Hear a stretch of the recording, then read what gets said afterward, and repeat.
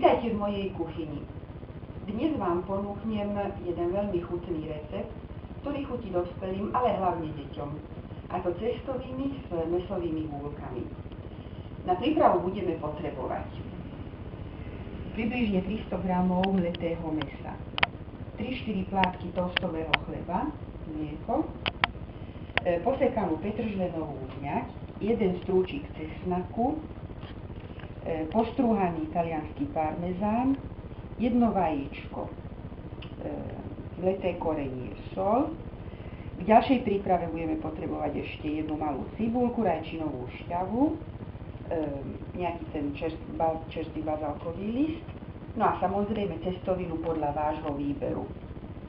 Začneme prípravou mäsových guliek.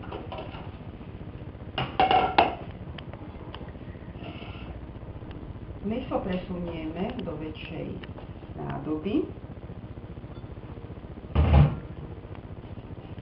Pridáme jedno vajíčko,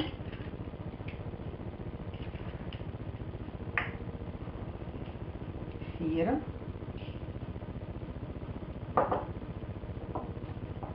petržlenovú vňať, jeden pretlačený cesnak,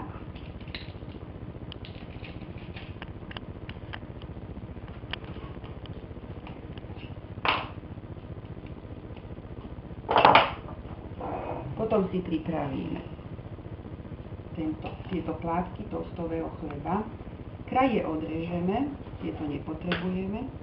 Ak nemáte toastový chlieb, môžete používať aj 2-3 dňový normálny chlieb, samozrejme bez skôrky. Namočíme do mlieka, vyžmýchame, chýba nám sol a čierne korenie.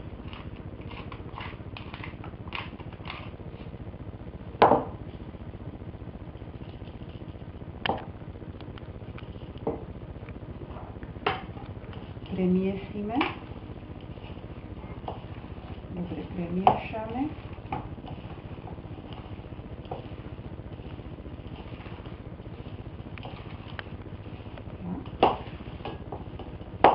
Zamiesime.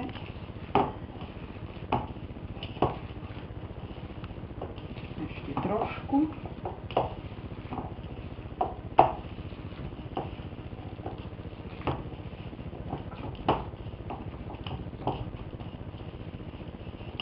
Naše cesto na mäsové gúľky je hotové. A začneme pomaly vytvárať malé gúľky. Pripravili sme si tácku s troškou múky, kde tieto gúľky postupne budeme dávať. Robíme takéto gúľky, asi približne takejto veľkosti. Je to dlhšia práca, ale majú byť takéto malinké.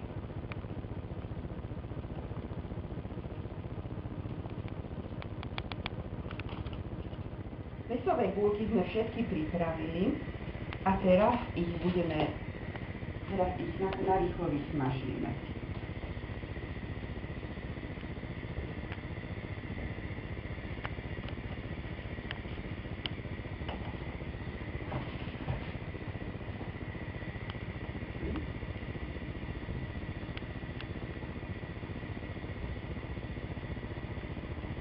Medzičasom si pripravíme rajčinu.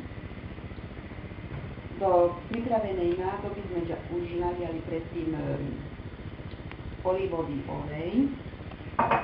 Pridáme cibulku.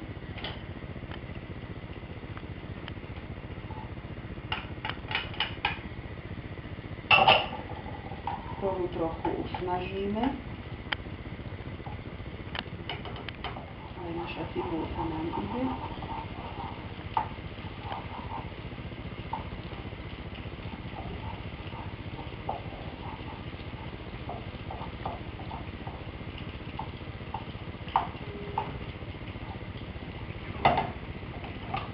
Je posmažená, môžeme k nej pridať rajčinovú šťavu.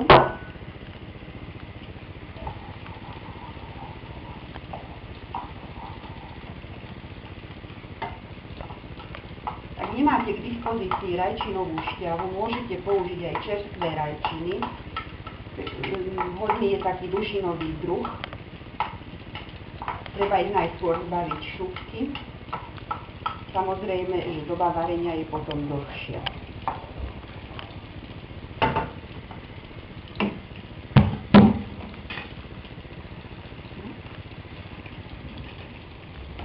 V rajčinovej šťave nezabudni pridať trošku soli.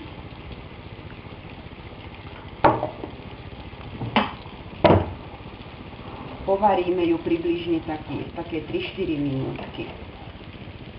Na záver, keď budú vysmažené všetky gúľky, ich pridáme k tejto šťave.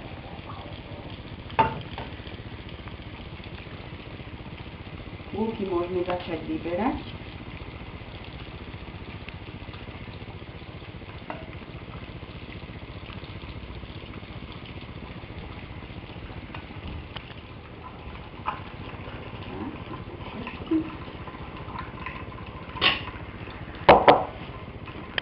A takto postupne vysmažíme všetky pripravené mäsové gúľky.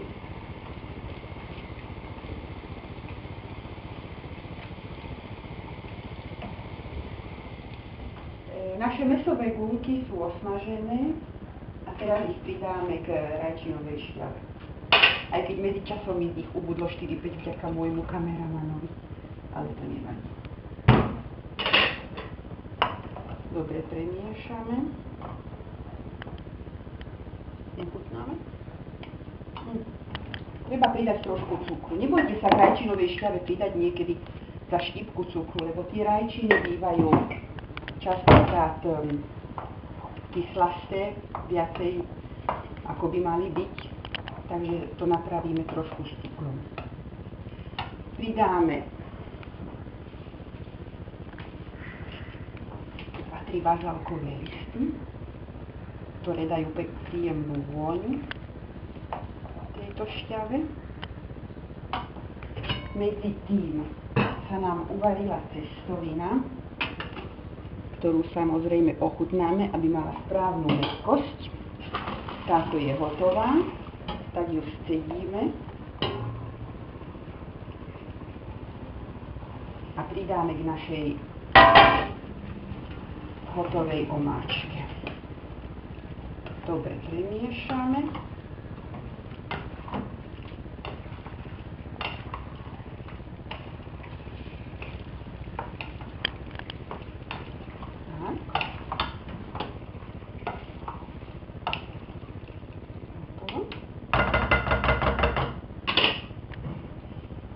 Presunieme na náš servírovací tanier.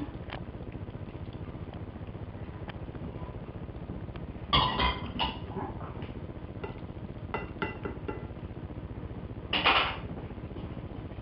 Ozdobíme štipkou bazálky. Naša cestovina s mäsovými gúľkami je pripravená. Hotovo. A gotovo.